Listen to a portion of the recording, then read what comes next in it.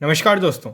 आप में से कई लोगों ने इटली के महान दार्शनिक और पेंटर लियोनार्डो डा विंची के बारे में ज़रूर सुना होगा। यूरोपीय पुनर्जागरण काल में कई महान दार्शनिक हुए, जिनमें से वे एक थे।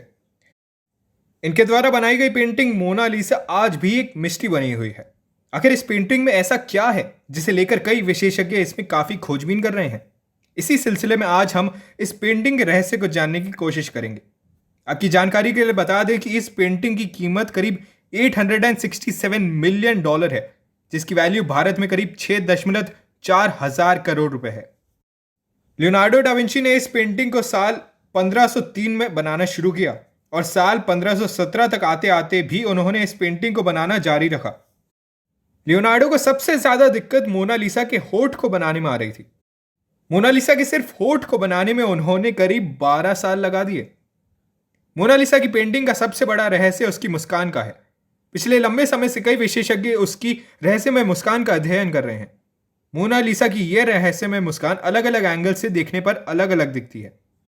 अगर आप किसी एक एंगल से इसे देख रहे हैं तो यह मुस्कान हंसती हुई दिखेगी, वहीं दूसरे एंगल से देखने पर उसकी मुस्कान फीकी पड़ जाती है।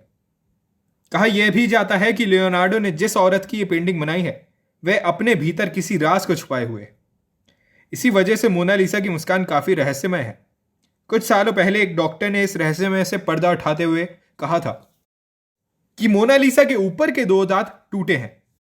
इस वजह से उसका ऊपरी होठ थोड़ा सा अंदर की तरफ दबा हुआ है।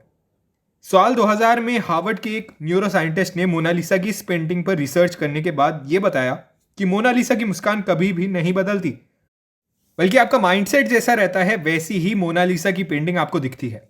अगर आप खुश हैं तो आपको मोनालिसा मुस्कुराते हुए दिखेगी, वहीं अगर आप दुखी हैं तो मोनालिसा की यह मुस्कान फीकी पड़ जाएगी। हालांकि आज भी इस बात का पता नहीं लग पाया है कि मोनालिसा कौन थी, अर्थात जिस लड़की की तस्वीर को लियोनार्डो ने बनाया था वो लड़की भी इस पेंटिंग की तरह रहस्य ही थी। वहीं एक थ्योरी का यह कहना है कि मोनालिसा कोई और नहीं बल्कि खुद लियोनार्डो ही थे। इस पेंटिंग में लियोनार्डो ने खुद को एक औरत के रूप में बनाया था।